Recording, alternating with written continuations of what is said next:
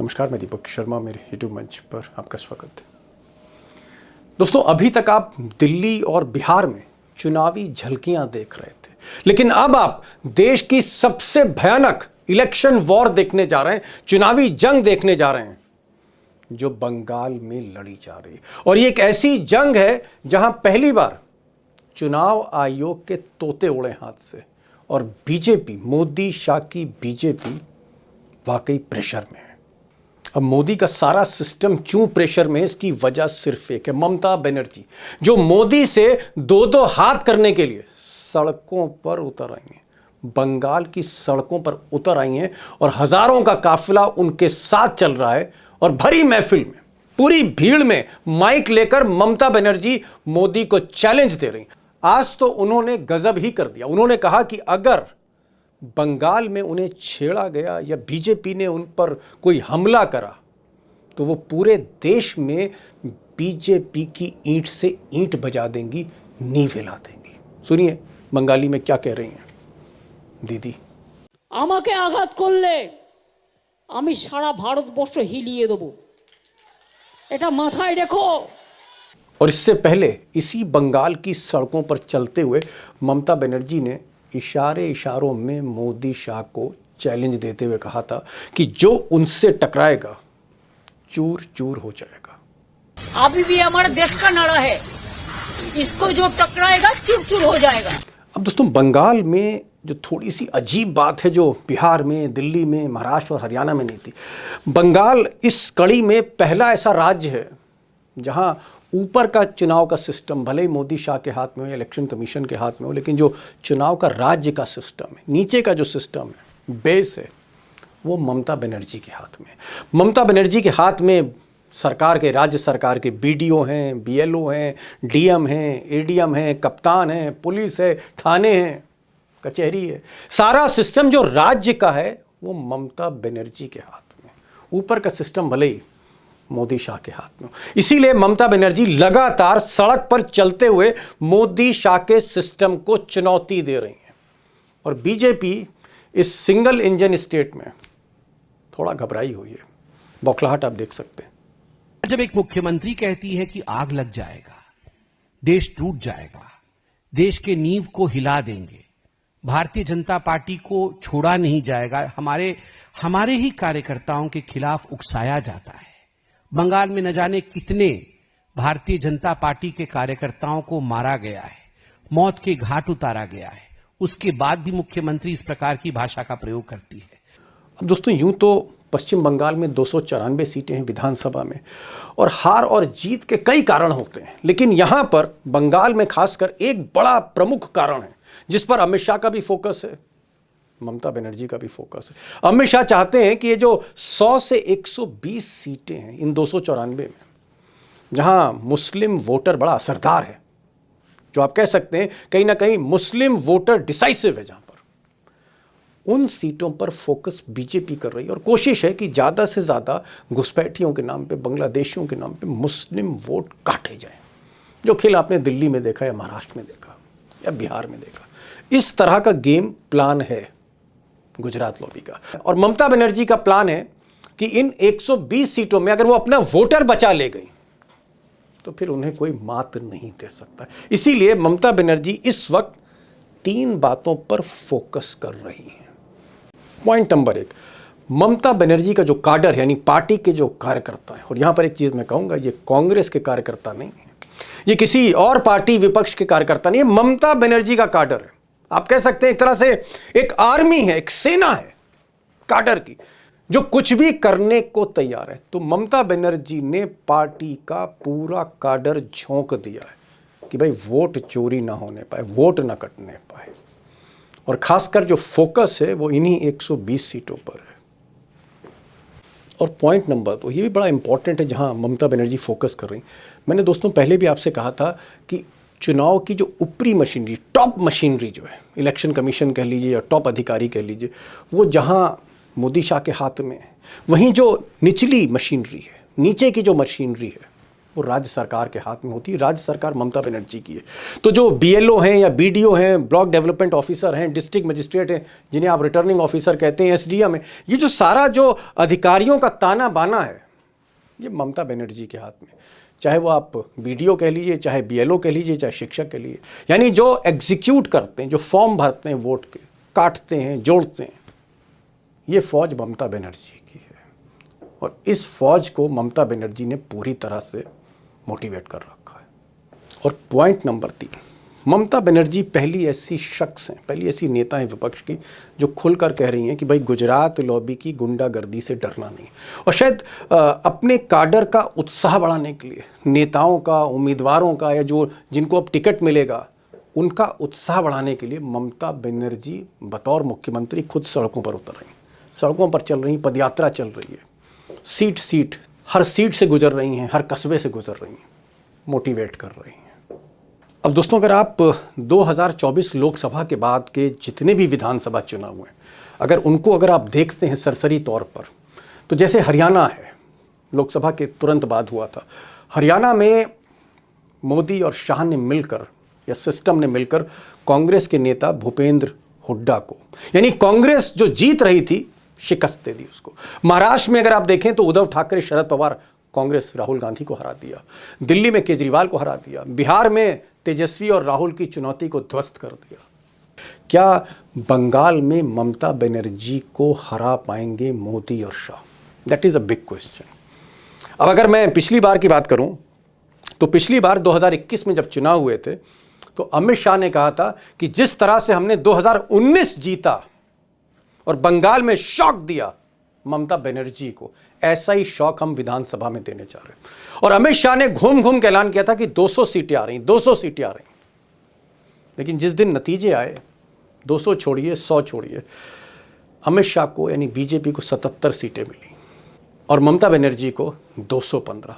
बहुत से सर्वेस कह रहे थे कि ममता बनर्जी इस बार 150 के अंदर सिमट जाएंगी, कोई कह रहा था कि 100 में सिमट जाएंगी। ममता बनर्जी 215 और अमित शाह रह गए 77 पर। ममता बनर्जी का जो वोट प्रतिशत था 48% प्लस था, 48% प्लस, और बीजेपी 38% पे थी। 10% का वोटों में अंतर था। बिग विक्ट्री थी ममता बनर्जी को। क्या इस बार हराना संभव है, मुमकिन है अमित शाह के लिए? और एक बात फिर से दोहराना चाहूँगा कि अमित शाह डबल इंजन सरकार के एक्सपर्ट, यानी जहाँ राज्य सरकार भी उनकी होती है, केंद्र सरकार तो उनकी है, जहाँ डबल इंजन होता है तो अमित शाह अच्छी बैटिंग करते हैं। लेकिन जहाँ पर सिंगल इंजन है, जहाँ सिर्फ केंद्र सरकार जो है वो मिस्टर अमित शाह की, राज्य सरकार उनकी नहीं है, वहाँ शाह साहब का ट्रैक रिकॉर्ड बहुत अच्छा नहीं है। बंगाल में सिंगल इंजन सरकार है, ममता बनर्जी की सरकार है, बीजेपी की नहीं, डबल इंजन नहीं। तो क्या ये अमित शाह की अग्नि परीक्षा है? ये जो चुनाव है, जिसको मैं कह रहा हूं कि बहुत ही भयानक इलेक्शन वॉर है, क्या अमित शाह की अग्नि परीक्षा है या ममता बनर्जी की अग्नि परीक्षा? आज मैंने एक खास मेहमान को बुलाया है, श्रवण गर्ग। श्रवण गर्ग साहब 70 के दशक से ममता बनर्जी को जानते हैं। 50-55 साल का रिपोर्टिंग का अनुभव है। जयप्रकाश नारायण जैसे नेता के साथ उन्होंने काम किया है। कई बड़े अखबारों के संपादक रहे, बड़ी पैनी निगाह रखते हैं। ऐसे बहुत से सवाल श्रवण गर्ग से किए हैं जो मुझे लगता है आप भी करना चाहेंगे। उनके जवाब सुनिएगा। और क्योंकि इलेक्शन कमीशन का मामला भी थोड़ा थोड़ा इंपॉर्टेंट है, तो मैंने आज उमाकांत जी को भी बुलाया है। गर्ग साहब, आपको क्या लग रहा है, अग्नि परीक्षा ममता बनर्जी की है या अग्नि परीक्षा अमित शाह की है इस बार बंगाल में? ममता बनर्जी तो रोज अग्नि परीक्षा देती रहती है वहां। ये तो मोदी शाह की अग्नि परीक्षा है कि वो बंगाल को बिहार बनाना चाहते हैं, या दिल्ली बनाना चाहते हैं, या हरियाणा बनाना चाहते हैं, या महाराष्ट्र बनाना चाहते हैं। वो ममता बनर्जी के होते संभव नहीं है।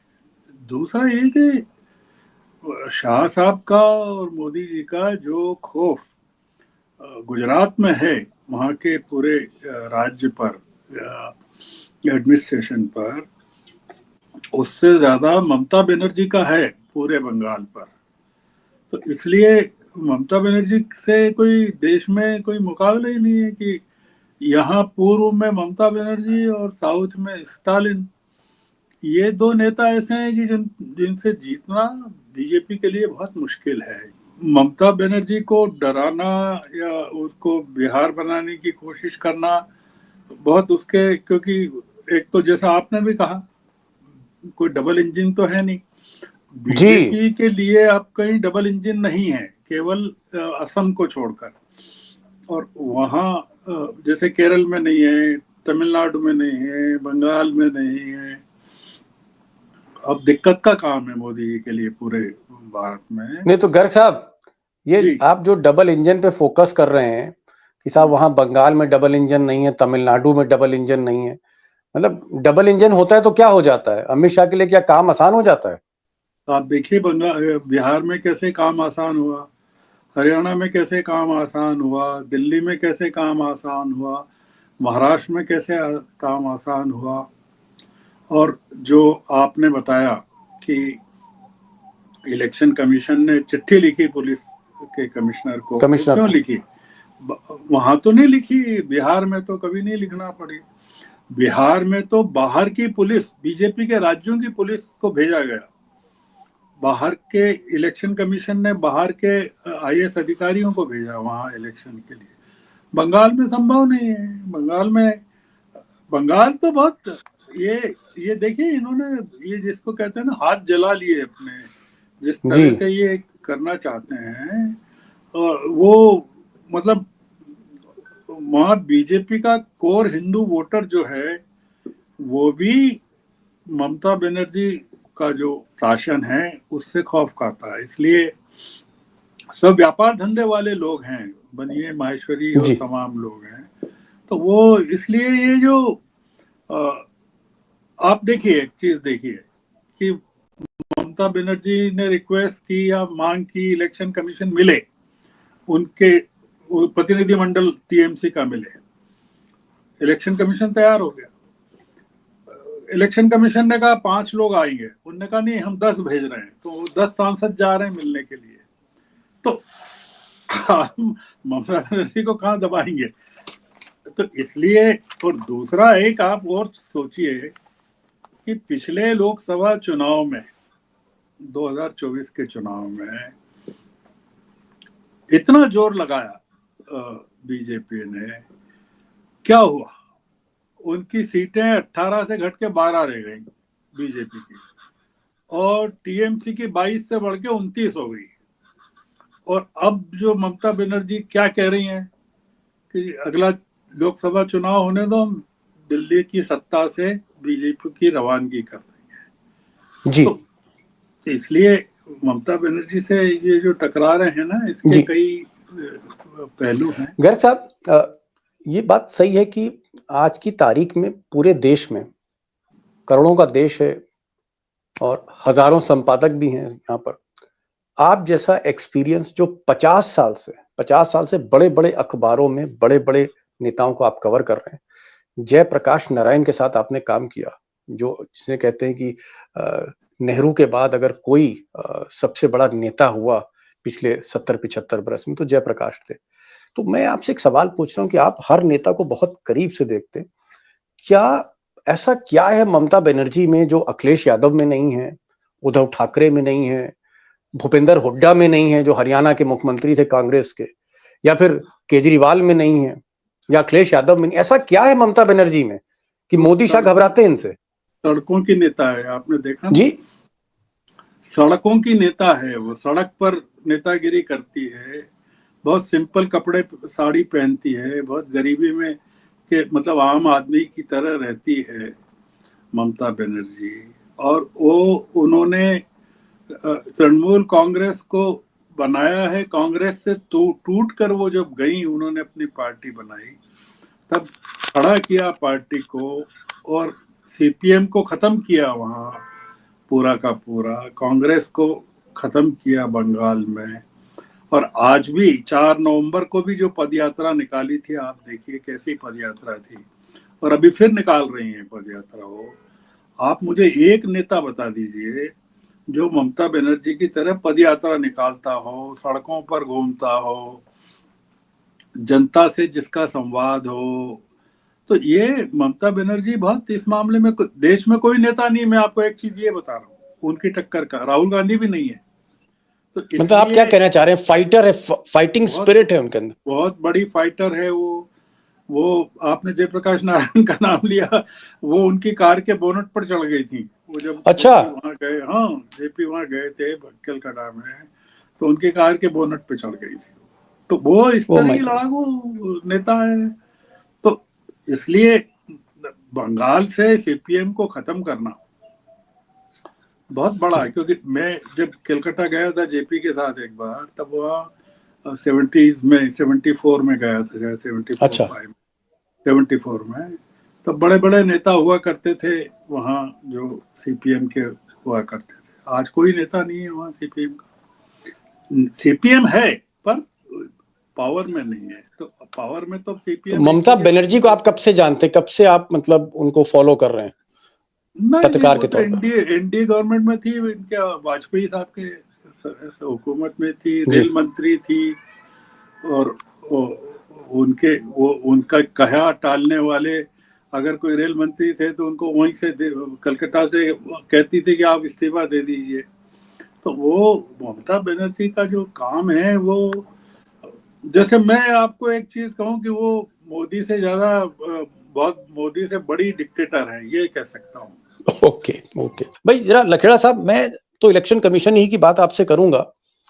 जी इलेक्शन कमीशन जो मुझे पता लगा बीजेपी के लोगों से, अमित शाह की स्ट्रैटेजी है कि ये जो 110 से 120 सीटें हैं पश्चिम बंगाल में, जहां मुस्लिम बड़ा डिसाइसिव है, मुस्लिम डोमिनेटेड जी कह जी लीजिए, या मुस्लिम जहां 15-20% से ज्यादा है, जो एक्चुअल में ममता बनर्जी का गढ़ है, ममता बनर्जी की चाबी है सत्ता की, ये जो 120 सीटें, घुसपैठिए के नाम, बांग्लादेशियों के नाम, इस तरह की बातें करके अमित शाह चाहते हैं कि इलेक्शन कमीशन इन 120 सीटों में ज्यादा से ज्यादा मुस्लिम वोट काट दे, और अगर मुस्लिम वोट कट जाते हैं तो ममता बनर्जी के साथ लेवल प्लेइंग फील्ड बीजेपी की हो जाएगी।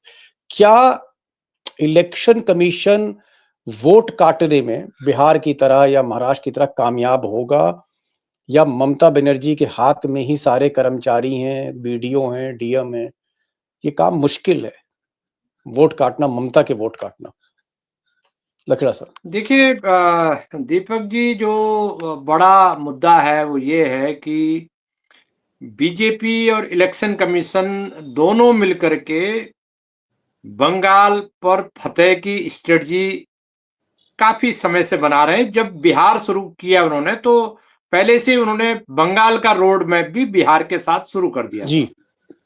और अभी भी जो आपने 120 सीटों का नाम लिया, कोई कसर नहीं छोड़ेगी, ना बीजेपी छोड़ेगी, ना इलेक्शन कमीशन छोड़ेगा, कि बंगाल में जहां जिन जिन सीटों पर एक तो मुस्लिम माइनॉरिटी आबादी का जी।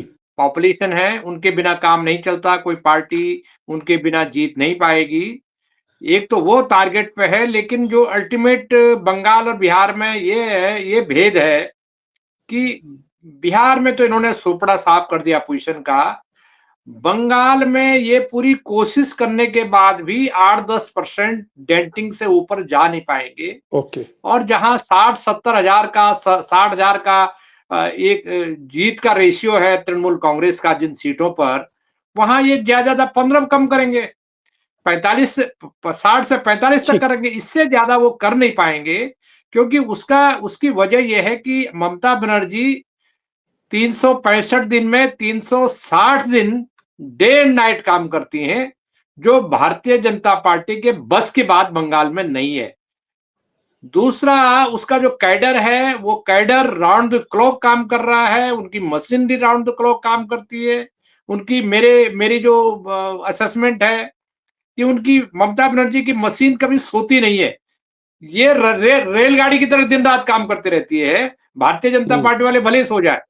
तो ये जो काम है, और साम दाम दंड भेद के मामले में ममता बनर्जी बीजेपी से कम नहीं है, जैसे ओके। श्रवण जी कह रहे हैं। और दूसरी बात जो सबसे बड़ा इंपॉर्टेंट है, कि जरूरी बात है कि बिहार का जो क्रैश कोर्स, बिहार में जो एसआईआर हुआ, उसको तृणमूल कांग्रेस और ममता बनर्जी ने बड़ा मॉनिटर किया, बड़े क्लोजली। एक किस्म से उनको उनको क्रैश कोर्स हो गया उनका। और समझ 8 गए। महीने का टाइम मिल गया, 8 महीने का टाइम मिल गया। इनकी जो इलेक्शन कमीशन की जो बदमाशी है, जो धांधली है, बीजेपी वालों का जो ठीक। धांधली है, और राज्य में चूंकि तृणमूल कांग्रेस वहां विपक्षी पार्टी है, वहां तो ये कर नहीं पाएंगे मनमानी। इलेक्शन कमीशन, आपने इलेक्शन कमीशन से रिलेटेड सवाल पूछा, तो इलेक्शन समझ गया। कमीशन उस लेवल की धांधली नहीं कर पाएगा गॉट इट। जिस लेवल की धांधली मैसिव लेवल पर उन्होंने बिहार में की है। मैसिव एक लेवल। इंपॉर्टेंट बात मिस्टर लखेड़ा ने की, इलेक्शन कमीशन 35 साल से देख रहे हैं। इनका ये कहना है कि जो इलेक्शन कमीशन खेल कर रहा था दिल्ली में या बिहार में, उसको कई महीनों से बहुत क्लोजली ममता बनर्जी और उनके ब्यूरोक्रेट्स ने उसको स्टडी किया, उसको मॉनिटर किया, उसकी गलतियां अच्छाइयां सब समझी। और इस वक्त बंगाल में जो इलेक्शन मशीनरी स्टेट की, राज्य की, जिसमें बीडीओ हैं, जिसमें डिस्ट्रिक्ट मजिस्ट्रेट हैं, जिसमें एडीएम हैं, ये जो सरकारी अफसर हैं राज्य सरकार के, वो सब आप कह सकते हैं कि ममता बनर्जी के फिंगर टिप्स में पर्सनली नोन है। और ममता बनर्जी की जो स्टेट मशीनरी है, उनकी अफसरशाही जो है रात दिन काम करती। ऐसे में इलेक्शन कमीशन को बहुत ज्यादा कामयाबी नहीं मिलेगी। बहुत हद तक ये हो सकता है कि कुछ प्रतिशत वोट कटें, जिनका 15-20 सीटों तक प्रभाव पड़ सकता है। लेकिन अंतर बहुत है, फासला बहुत है वोट प्रतिशत का ममता बनर्जी और बीजेपी के बीच में। इसलिए कहीं ना कहीं उनकी नाव पार कर जाएगी ममता बनर्जी की, ये कह रहे हैं भाई। चलिए मान लिया आप दोनों का, मैंने असेसमेंट मान लिया। आप कह रहे हैं कि इट इज वेरी डिफिकल्ट। एक तो वहां डबल इंजन की सरकार नहीं है, फिर बीजेपी का कभी बंगाल गढ़ नहीं रहा। मान लीजिए गर्ग साहब, अगर ममता बनर्जी ने मोदी और शाह का जो रथ चल रहा है, इस रथ को रोक दिया, यानी ममता बनर्जी जीत गई। अगर मोदी को बंगाल में रोक दिया जाता है, तो क्या आपको लगता है राजनीति में थोड़ा सी एक राहत मिलेगी अपोजिशन को? ऐसा आपको लगता है? तो ये बड़ी रिलीफ होगा, बहुत बड़ी राहत होगी अगर मोदी का रथ रुकता है। हाँ, नहीं, रुक जाएगा वो मोदी का रथ। तो कोविड के टाइम में 2020 में जब 21 में अमित शाह जी ने कहा कि 200 सीटें मिलेगी हमको, तो बड़ी बड़ी रैलियां की उन्होंने वहां।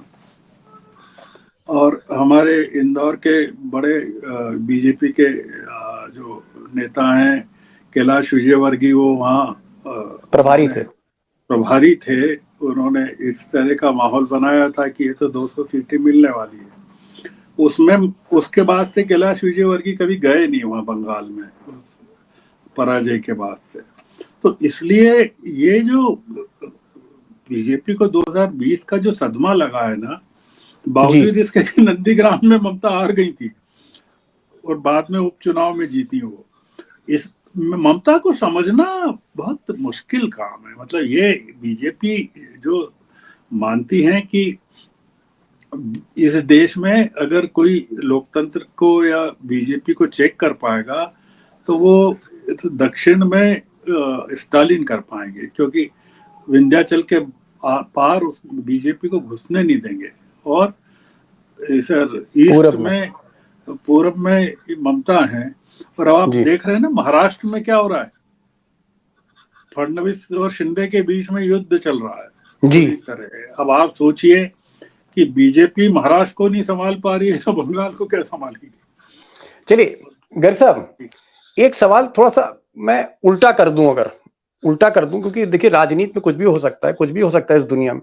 मान लीजिए अमित शाह और मोदी हरा ही देते हैं ममता बनर्जी को, अगर ये सिंगल इंजन जीत लिया और हरा दिया, फिर राजनीति आपको क्या लग रही देश की? बिल्कुल देश में तानाशाही आ जाएगी, फिर तो कुछ बचेगा नहीं। हालांकि इनके लिए बंगाल जीतना बहुत जरूरी है, क्योंकि अगर दिल्ली से चलें तो नॉर्थ ईस्ट तक, असम तक और उसके आगे तक मणिपुर तक बीजेपी का साम्राज्य है। आप देखिए जी, उत्तराखंड में चले जाइए, हरियाणा में चले जाइए, और उधर बिहार में चले जाइए, असम में चले जाइए, तो सब जगह, त्रिपुरा में चले जाइए, मणिपुर में चले, बीजेपी है। तो बीजेपी के लिए बंगाल जीतना बहुत जरूरी है, कि वो बंगाल अगर नहीं जीत रही है तो वो बहुत बड़ा एक दरवाजा बंद है नॉर्थ ईस्ट का जी बीजेपी के लिए, बहुत बड़ा दरवाजा है वो। तो इसलिए ममता होने नहीं देंगी। देखिए, मैं एक चीज मुझे मानना है कि थोड़ा सा कांग्रेस को और सीपीएम को उदारता दिखानी चाहिए। तो इस मामले में न सिर्फ एसआईआर के मामले में कांग्रेस को और सीपीएम को खड़े होना चाहिए ममता के साथ, बल्कि इलेक्शन में भी जो 2020 में इन्होंने गलती की थी अलग लड़के, थोड़ा सा एडजस्टमेंट करना चाहिए, क्योंकि ये जी।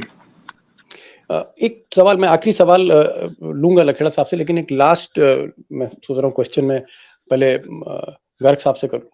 गर्ग साहब, ये ममता बनर्जी की जो वोकैबुलरी, उनकी जो भाषा है, जिस तरह से वो भाषा, हिंदी भी बोल देती हैं कि पूरा जानबूझ के मेरे ख्याल बोलती हैं हिंदी की, अमित शाह सुन लें और मोदी समझ लें। वो कहती हैं कि जो हमसे टकराएगा चूर चूर हो जाएगा, माइक पे बोल रही हैं, सारे पत्रकार उनकी बाइट ले रहे हैं।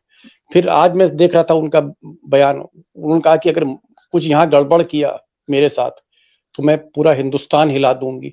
ये जो भाषा है, जिस तरह से वो बात करती है, मैं देश हिला दूंगी, मैं चूर चूर कर दूंगी, ये मैसेजिंग क्या है? मतलब मोदी शाह को क्या बताना चाह रही है इस तरह की भाषा? दुर्गा है, क्या है? बंगाल का प्राइड है ये। देखिए, जो वहाँ की वहाँ वो ये लखेड़ा जी तो पार्लियामेंट को कवर करते हैं। लखेड़ा जी बताएंगे कि वहाँ की जो सांसद है, महिला सांसद, वो कितने फायर ब्रांड हैं। वो महुआ मित्रा, नहीं, महुआ तो एक हुई, और भी है जितनी और भी उनकी ज्यादातर सांसद हाँ तेज तेज बोलती हैं, वो जो बोलती हैं। और अपनी पार्टी में भी वो, जैसे महुआ है, वो कल्याण बनर्जी से भी बिगड़ रही हैं। तो इसलिए ये पार्टी आक्रामकता है। हाँ, बहुत आक्रामक पार्टी है। और इसका एक एक सांसद, आप देखिए, एक एक सांसद की प्रोफाइल उठा के देखिए, जिस तरह से बोलते हैं, अध्ययन है उन लोगों का, वो गजब का है। तो इसलिए चलिए, जी, 1.25 लाख से एक लड़ाऊं, ये कह रहे हैं कि भाई एक एक सांसद भारी है भाजपा पे। एक अंतिम सवाल जरा भाई लखेड़ा साहब आपसे, सिर्फ अब 1 ही मिनट बचा है, 2 लाइन में अगर आप बोलते तो मेहरबानी होगी।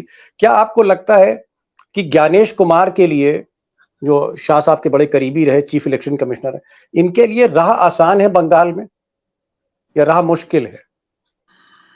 नहीं, वहाँ आसान नहीं है। आसान इसलिए नहीं है कि देखिए, इन्होंने गड़बड़ियां की हरियाणा में, वहां ये पकड़े नहीं गए, पकड़े भी गए तो साल भर बाद पकड़े गए, 8-9 महीने बाद। महाराष्ट्र में गड़बड़ियां की, बहुत बाद में पकड़े गए। कर्नाटका में तो 2-2.5 साल बाद पकड़े गए जी। झारखंड में भी इन्होंने गड़बड़ियां करने की कोशिश की, लेकिन प्रूफ उस लेवल पर पकड़े नहीं गए। बिहार में तो ये लाइव पकड़े गए, लाइव डकैती, रंगे हाथ पकड़े गए। ये इलेक्शन कमीशन एक किस्म से नंगा हो गया, एक्सपोज हो गया। ज्ञानेश कुमार और भारतीय जनता पार्टी की जो करतूतें हैं, ये बिहार में एक्सपोज होगी। मुझे लग रहा है देश के लिए बहुत अच्छा हो गया। बाकी देश की जनता को भी पता लग गया, विपक्षी पार्टियां ओवर अलर्ट हो गई, और चुनाव आयोग की जो सेंटिटी थी, जो उस पर लोग भरोसा करते थे, कहते थे कि अगर कुछ गड़बड़ करोगे तो हम इलेक्शन कमीशन से शिकायत कर देंगे, लोग कह रहे जाओ शिकायत कर लो, क्योंकि सब कॉमन मैन का एक परसेप्शन चला गया election commissioner, chief election commissioner Gyanesh Kumar के, चुनाव आयोग की चूंकि अपनी क्रेडिबिलिटी बहुत डाउन चली गई, एक्सपोज हो गया है। ऐसी दशा में देश का बहुत भला हुआ है, डेमोक्रेसी का बहुत भला हुआ है। इससे बंगाल और बाकी विपक्षी राज्यों में, इवन उत्तर प्रदेश में, ज्ञानेश कुमार को अपनी गुंडागर्दी करने का मौका उस लेवल पर नहीं मिलेगा, क्योंकि लोग अलर्ट हो गए, अपने कैडर को समझा लेंगे। ठीक। लखेड़ा साहब कह रहे हैं कि ज्ञानेश कुमार क्योंकि एक्सपोजर एक हो गया, गलतियां पकड़ी गई और कई इस तरह के साक्ष्य हरियाणा में मिले, राहुल गांधी ने दिखाए, अब आप कह सकते हैं कर्नाटक में बहुत से इस तरह के एविडेंसेस सामने आए जो गड़बड़ियों के थे। और उस ओवर एक्सपोजर की तरफ से जिस तरह से वो बेनकाब हुए, कहीं ना कहीं ममता बनर्जी पहले से ही अलर्ट हो गई, क्लोजली मॉनिटर कर रही थी। दूसरी मुश्किल ये है कि सिंगल इंजन की सरकार है, वहां पर राज्य सरकार यानी पुलिस, थाना, बीडीओ, डिस्ट्रिक्ट मजिस्ट्रेट, ये जो इलेक्शन की जो स्टेट मशीनरी होती है, शिक्षक से लेकर बीडीओ, सब कुछ ममता बनर्जी के हाथ में, इसलिए थोड़ा मुश्किल रहेगा। और एक बड़ी बात गर्ग साहब ने कही, उन्होंने कहा कि भाई ये मुझे रथ रुकता हुआ दिख रहा है। ये रथ भला ही हरियाणा को रौंदते हुए आगे बढ़ा गया, फिर मोदी शाह के रथ ने जो है वो महाराष्ट्र को जीता, फिर दिल्ली जीता, फिर बिहार जीता, लेकिन अब ये रथ के जो पहिए हैं ममता बनर्जी रोक देंगी। दुर्गा का रूप है, उतना ही टोन में बोलती हैं, उतनी ही डिक्टेटर हैं जितने मोदी, इसीलिए भारी पड़ जाती हैं, चीखती हैं, सीधे सीधे कहती हैं कि अगर टकराए हमसे तो चूर चूर हो जाओ। इस तरह की लैंग्वेज में वो बात करती हैं और प्लस 24/7 मोड में काम भी करती हैं। सारी स्टेट मशीनरी उनके हाथ में, रथ रुकेगा ये वो कह रहे हैं। और राहत आगे मिल सकती है, जो आगे के चुनाव हैं पंजाब में होने हैं तो केजरीवाल को हो सकता है कुछ फायदा मिले, एक लेवल प्लेइंग फील्ड मिले, अखिलेश को भी थोड़ा बहुत इससे लाभ हो सकता है अगर ये प्रेशर क्रिएट करती है ममता रथ रोक कर। Thank you so much both of you for joining this programme. Thank you so much sir.